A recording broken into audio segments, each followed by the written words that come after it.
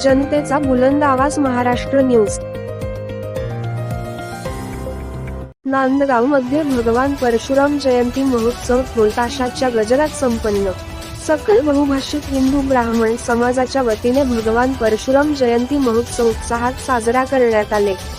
भगवान परशुराम प्रतिमेचे सामुदायिक पूजन तसेच विशेष पूजन करण्यात आले। भगवान परशुराम जयंती अध्यक्ष माननीय श्री विकास शर्मा यांच्या हस्ते महाआरती करण्यात आली, शोभायात्रा काढण्यात आली आणि महाप्रसाद ठेवण्यात आले।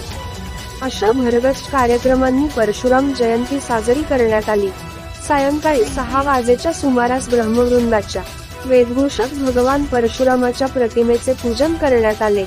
सर्व ब्राह्मण वृंदांच्या हस्ते आरती व पूजन करून आणि श्रीफळ वाटून रथयात्रेस प्रारंभ करण्यात आले। जय परशुराम, जय जय परशुराम असा जयघोष करत आरती व भजन म्हणत शंखध्वनीच्या सुरावटीत शहरातील मुख्य रस्त्यावरून सहवाद्य बँड ढोल यांच्यासह शोभायात्रा काढण्यात आली।